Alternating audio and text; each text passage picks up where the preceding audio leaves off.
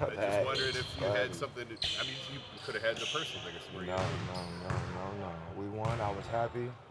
I was even in there with my kids for a while. So y'all the ones that took a long time.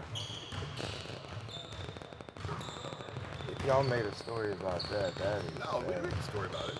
Okay. Just made a line about it. That's sad. That's It crazy. just seemed. I mean, in fairness, it seemed San Antonio and last night you got out pretty quick. That's Y'all all. wanted to talk to me last night? Yes, Yeah. we want to talk to you Okay. every time. You're Y'all two-time gotta, All-Star. y'all You're gotta hurry up a little bit, especially when the kids is here. It's 10:30. But my bad. I apologize. I'll try to wait a little longer. My fault. We were with Ty. We were with Ty. So as soon as we're done with Ty, we It's come all back. good. My fault. Another thing that we did make a big deal out of was Kevin, the way he handled the ball after that rebound last night. We know things aren't great between you guys. How do you Between, take? why aren't things great? Well, you called him out on Monday. What did I call him out for? Practice and missing the game with the headaches. To be real, I didn't call him out. I asked him why wasn't he at the game during the game supporting his teammate. And then after the game, I asked him if I didn't ask him because he wasn't there, so I was seeing where he was. Okay. So I didn't call him out any. So those reports, whoever's saying that, there's no bad blood between me and Kevin Love. Like we go back to fifth and sixth grade. I asked a question where he was, and it was never clarified. And that's all it was. So the rebound, did he say anything about the rebound?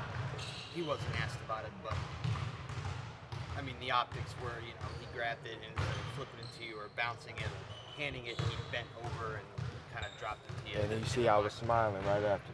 Did you see that part? Okay then. Like there's nothing between me and Kevin Love at all.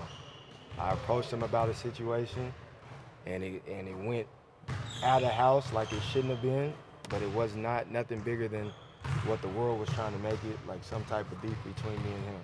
It's never been that, and I've never been that guy to do that.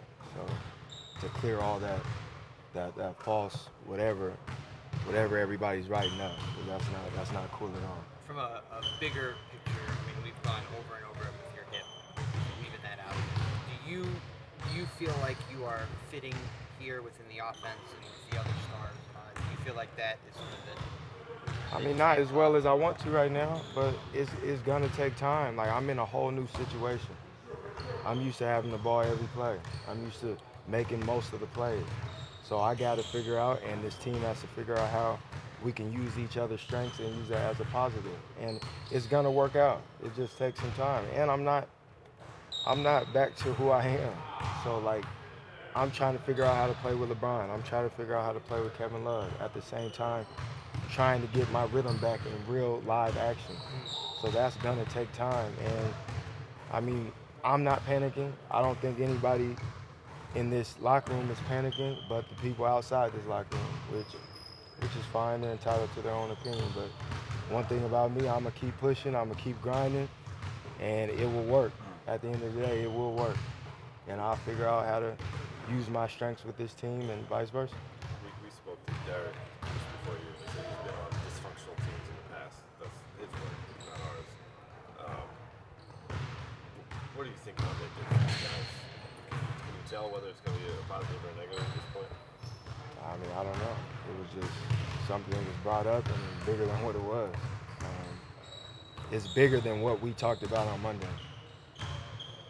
It's bigger than that. Like, we got to be a better defensive team. We got to not be stagnant on offensive in the fourth quarter. We got to do those type of things to be a better team overall. I don't think that talk had anything to make us better. There was questions that wasn't addressed. Could it help with communication, though? You think? For sure. I mean, on and off the floor. I think that's what the biggest problem was in that meeting that we had was communication. And then on top of playing on the court, offensively and defensively, we got to communicate better. We got to have each other's back. We got to trust each other on both ends of the floor. And as you can tell, like that trust is not there yet. And I mean, we have 8 new players on this team. It's January, and we still got a lot of time to try to figure it out. And I think I think at the end of the day, it's gonna work. But like I'm in a new system, a totally new player that came in the middle of January. A player that's supposed to be very impactful on this organization. Like, that's not gonna work overnight. I don't care who you are. And to the fact that everybody wants it to happen overnight, and those first 2 games was like, oh, they're gonna beat the Warriors, and then we're going on a 3-game losing streak. It's like Isaiah needs to get on the bench. That's disrespectful to the work that I put in. But I mean, you gotta eliminate that noise and keep pushing, and that's all I've ever done. And at the end of the day, I feel like we have a good chance of making this work, and we'll see what happens. When you had your first 2 games back and you scored 17 and 19, everybody was very excited, and then you even said after a while, like, well, that was better than it should have been, right?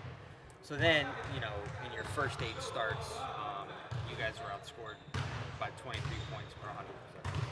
So would you say that it looked worse than you thought it would or should? Like, did it get worse than maybe it should have been? Or I mean, we just wasn't playing well. Like, no matter what you lose by or no matter what it is, I think there were just 2 games that really stood out, and that was Minnesota and Toronto. And other than that, even that OKC game was not a good game for us. But other than that, like, the problems we have now are the problems we had in November on that 19 out of 20 wins. Like, we've been the lowest 5 defensive team in the NBA the whole time. So when I come back, it's my fault now. Like, which life isn't fair, but that's not fair, bro, at all. And I just laugh at those things because I know in this circle, in this team, everybody believes in each other, and everybody's in here for it to work and for us to be playing in June, and that's the ultimate goal. Is it fair to use the word dysfunction right now? I don't think so. I think that meeting or whatever we had was blown out of proportion of what it really was. But, like, I mean, being on this team, you see anything that happens, it's a little blown up.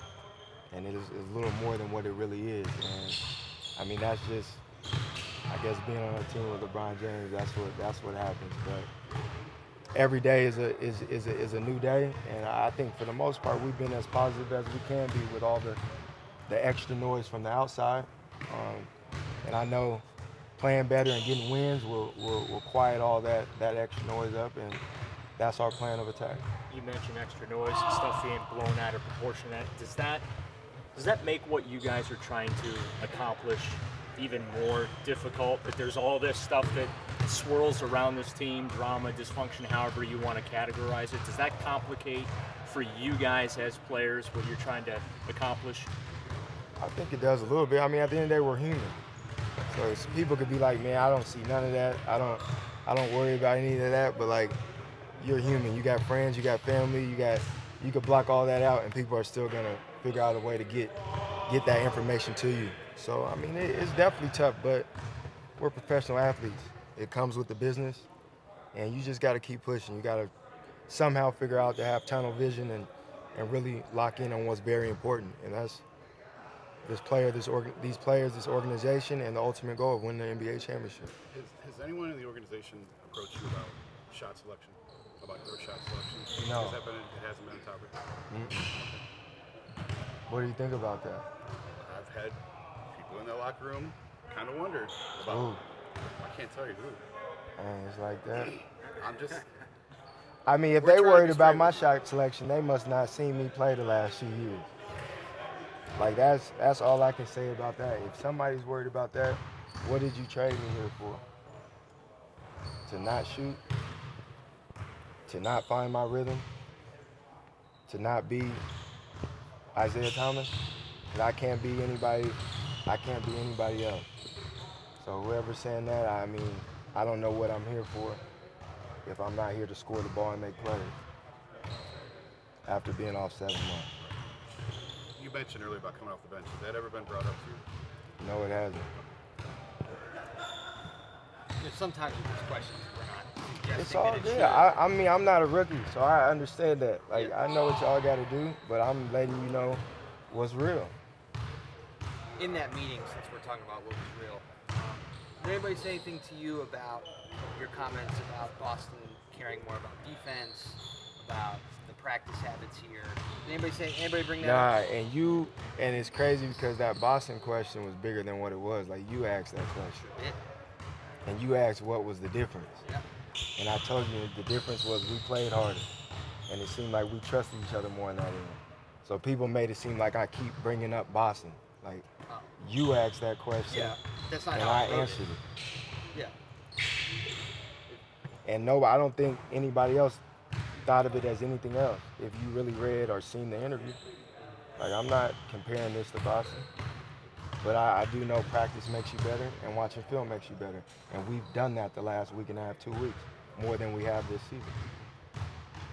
One more Okay, thing thanks, about Stacey. Monday before you go. I mean, if you thought it was blown out of proportion, what do you think the purpose of the thing was, or what did you think the message of Monday was? Just I think the overall message on Monday was addressing a situation that a lot of people questioned. And we're not talking about Kevin Love's illness. We just didn't know where he was at the end of the day. And to be real, like, we didn't know where he was. We didn't know why he wasn't on the bench supporting his teammates or why he wasn't in the locker room after the game. And then he missed the next practice, which it still wasn't addressed. So we wanted to address it when we seen him, or when we came together and everybody was there, and that's what it was. Like, it was no bigger than that. And whoever like reported it, it was, and we was bashing Kevin Love. Like, there was nothing to bash him about. We just wanted to know where he was and why he didn't play. And when I told him, or when I told we didn't blame him for no loss. The first thing I said is that loss was on us as players. We ain't blaming him. We just wanted to know where was the support. That was the only question, in which we found out he was very sick and he went home.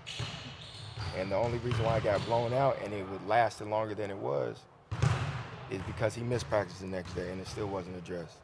So once he came back, it was what it was, and we kept it pushing, and then it was all over ESPN. Thanks, Stacey.